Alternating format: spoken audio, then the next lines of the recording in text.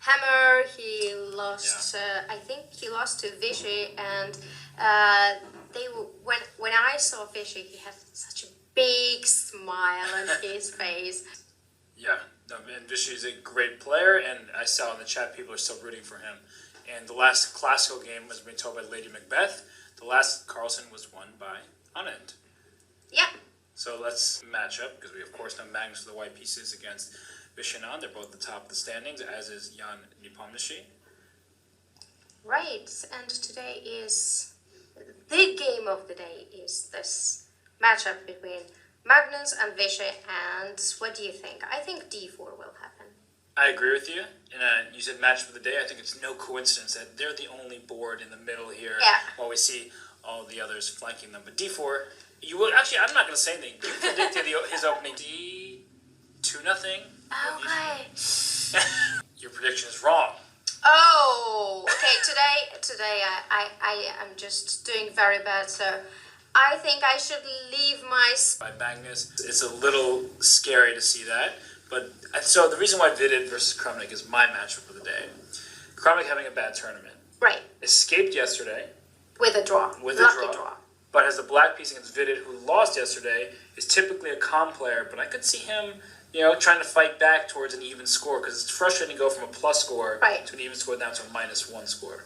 Right. So it will be very interesting, and we have e4, e5. Yes, we do, and we have a Spanish and Ruy Lopez.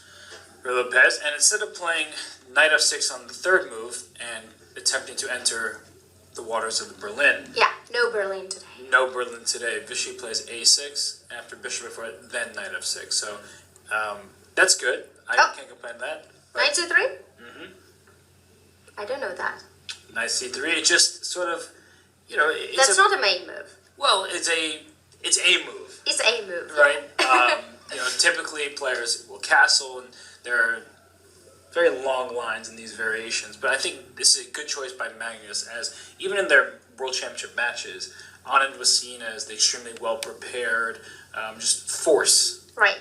And getting him out of theory early on, especially when Magnus is the white pieces, it's not like Magnus doesn't know what to do in these types of positions. Right. Anand the same, of course, but I like just being on your own as quickly as possible. So it looks like 4 knights, and he went like normal bishop b5, but instead of symmetrical bishop b4, a6, bishop a4 was played. Right. So oftentimes, as you said, there's bishop b5, bishop b4, but a6, bishop a4 has been thrown in, which changes some things here. Black, of course, can play b5 at any moment, which forces the bishop back to b3. Right. Obviously not the end of the world for either side there, but b5 is always a committal move. It is. And just to show something here, because sometimes people think, oh, well, b4 undermined the protection of this pawn. Do I lose the pawn? Well... Did he blunder already on move 6? I don't think he has quite blundered. For starters, one of the things that come to my mind is knight to g5. Right. And we see that there's problem on f7, and not able to protect this pawn. So after knight g5, well, knight takes f7 is a pretty vicious threat. And when you are met by a move like knight g5, you would love to be able to castle in one turn. Not yet. Possible here. Bishop is still on f8. Exactly. So after knight c3, Vichy is thinking. And that's already a good sign to me for Magnus. Yeah, he takes his time. He is a little bit surprised, but I don't think he minds that much because, okay, knight c3 is not something very dangerous. They just got a game, so he's going to play. Yep. And bishop c5 has appeared on the board, and people are asking, why does it appear so dark there? Well, they're in a pretty old church. It is impressive church. It's an amazing Peter's Church, St. Peter's Church in Leiden, and it is just so pity for us that we're here. Yeah, you were the one who broke the news to me. I remember several days ago we were walking, and I was like, I'm so excited to go to Leiden. And you're like, Robert, I have to tell you something. I'm like, is everything okay? You're like, we're not going. Yeah, he was really excited. He was like, oh, have you seen pictures? Oh, it's so beautiful. I told everybody. And I'm like, take it easy. You ended my dreams of going to Peterskirk and Leiden. But, okay, the players are there. We're still here in Waikanze. As you can see in the background behind us, this is where the Tata Steel Chess Festival is taking place. Still many players in the other sections are here, as well as the challengers. Speaking about Peter, we have one very special Peter in the studio. We do? And I guess you know who is that? Well, my brother's name is Peter, and he's not here yet, so...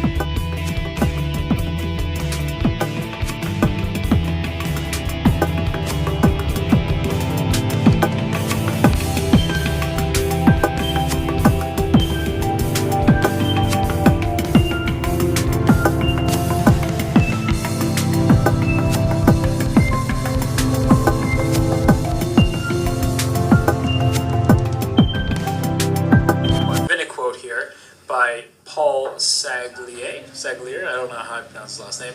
The moment has come when you check whether Djadja Badvinik was right. Nice That one. knight endgames are pawn endgames. So yeah, that's a very nice one. Very nice. Did I just shock you with my ability to read It Cyrillic? was great. You did very nice. Yeah, you know, secret skill of mine, knowing how to read Cyrillic. Every now and then, I dabble. Knight d5 is on the board. Yep. And I feel sorry for you. King c6 played by Vichy. King c6. And we'll see if Magnus can continue finding the best moves here, because he's been finding a great series of moves, just everything. Poking and prodding, creating trouble for Vichy, and now he's found a winning position. So, let's see. First thing that I think about is what happens after b4? b4, definitely It's an option. one question. But because your point about Yeah. black playing b4 as a possibility is interesting. So do I play b4 as white, or can I try even to make a move a6? I don't necessarily love to make that move. Yeah. But, of course, my knight covers the b6 square. But I don't know, if I ever play a7, your king, of course, comes back to b7. So it's a little bit of a risky decision. Yeah, I think that, a5 is a great move, but a6 might be a bit of, b4 on the board. Yeah, b4 is what we were discussing before. I was just trying to see if there are secondary options that can be confusing. Yeah. Because to have game in Leiden and to have Magnus playing against Vichy, they have history in the municipality for so long. yeah, That's great. And this is definitely a game to remember here, because knight endgame came down to this knight endgame, and b4 only move. I see a chat here by Casey Abel. He's found 3 straight only moves to keep the win. Thankfully, for Magnus, those moves were more or less obvious, right? It was. He did take his time, and it's not like the most obvious thing, but when you start thinking, king e5 makes perfect sense. You want to attack this knight. You definitely don't want to put your king on f5, and by putting your king on e7, it's just too far from the action. Knight e2, knight d5 check, perfect sense. Check and protecting the pawn. King c6, and then b4. That's a move we talked about earlier. A6, it doesn't make sense, because yes, your king can't get to it now, but your pawn's not threatening to go anywhere, and as soon as you move your knight, protected, right? And Exactly. after b4, you protect your pawn, you have a passer, and this passer is extra pawn, so you really want to play this. I wonder now what will be decision by Vichy Anand, because there are moves like c4, c takes b4, but the problem is that the king and the knight, they are not connected well. So if I had, let's say, I don't know, can I have my knight on a6 or on c2 and a2 to tie this d5 knight to protect the b4 pawn? Then I might be okay.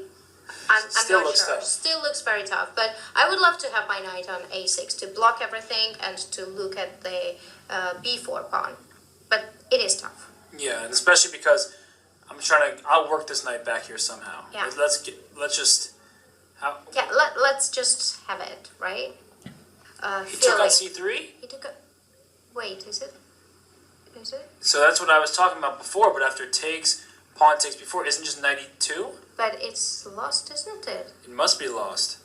So let's keep it on the live position. Knight takes c3, knight c3. He's going to take What on did b4. we miss? Or what do we miss? No, I don't think we miss anything. Knight e2. Knight e2 and knight d4. Yeah, knight e2, exactly. Do you think he's testing Magnus? No, No, he's not. Either he knew it was completely lost and he's just Okay, he going just for- decided. Yeah. because where else do you put this knight? Yeah. Right? If you go knight a2 and then I go b3, Yeah, but that's understandable that you have double pawns. Yeah. yeah. No, knight e2. He couldn't miss knight e2. And he resigned. Oh, he That's resigned. resignation. Wow. So knight e2, resignation.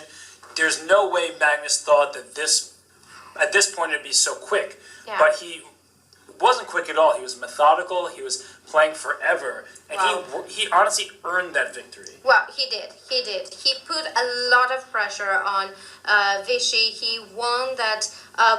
Starting from the opening, this f5 and e5 pawn, we were talking that, okay, it might be weakness, it might be strength for Magnus, but he showed great play by playing f6 and then hanging there.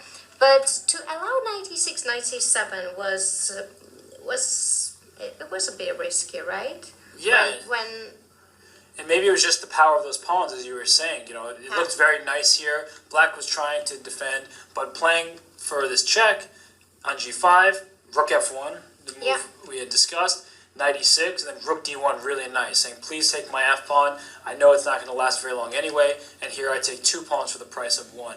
And he was able to get into a position which looked like it shouldn't be winning, and it probably shouldn't have. Yeah. But Magnus being Magnus, and I'm actually very happy to see this Magnus. Yeah. Because in the World Championship, Magnus had positions like this against Fabiano. I think of game